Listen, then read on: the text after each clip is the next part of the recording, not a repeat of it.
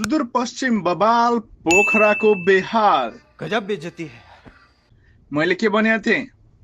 मैले के भनेको थिएँ? अबे जल्दी बोल, कल सुबह पनवेल निकलना है। ज्योतिषीको भविष्यवाणी फेल खान सक्छ, तर मेरो क्रिकेटको भविष्यवाणी फेल कहिले खाँदैन। यही नहीं, अभी और सुनिए। जसले हिजो मेरो कुरा पत्यायो, ऊ आज खुसीले देउडा नाच्दैछ। अभी मजा आएगा ना भिड। जसले पत्याएन, ऊ पोखराको हारमा आफ्नो आँसु पुज्दैछ। चुप, बिल्कुल चुप। हिजो कीर्तिपुरमा सुदूरपश्चिम रोयल्सले क्रिकेट खेलेको होइन, पोखरा एभेन्जर्ससँग लुकामारी खेलेको। नतिजा सुदूरपश्चिम 18 रनले विजय, लगातार दोस्रो जित।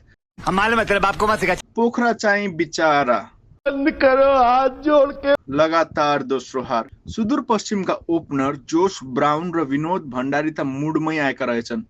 10 ओभरमै शतकीय साझेदारी। यो क्रिकेट हो कि भिडियो गेम?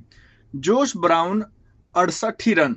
यिनले बललाई यस्तो कुटे कि बल पनि मलाई घर जान दे भन्दै रुँदै होला। मुझे अपने घर जाना है। विनोद भण्डारी 43 रन।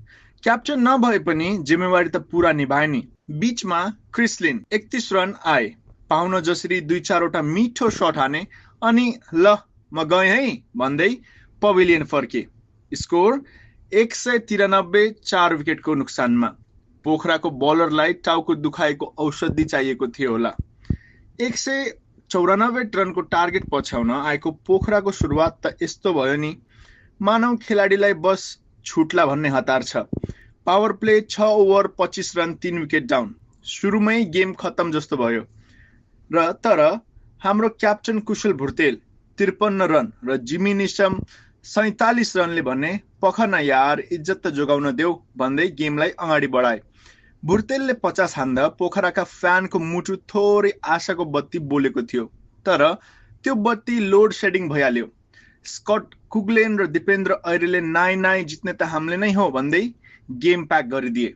अन्तिममा पोखराले 8 विकेट गुमाएर 175 रन मात्र बनाउन सक्यो।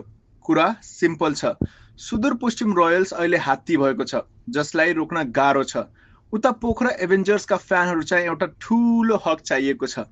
चिन्ता नलिऊ ब्रो, गेम र टुर्नामेन्ट अझै बाँकी छ। ल साथीभाइ, हो मेरो भविष्यवाणी मिलेको मलाई कमेन्टमा बताइदिन नबिर्सिनुहोस् है। अर्को म्याचमा पनि कसैले जित्छ भन्ने थाहा पाउन छ भने मलाई फलो गरिराख्नुहोस्, नत्र पछुताउनु पर्ला। सुदूरपश्चिमलाई बधाई, पोखरालाई शुभकामना। जय नेपाल क्रिकेट, जय एनपिएल, जय नेपाल।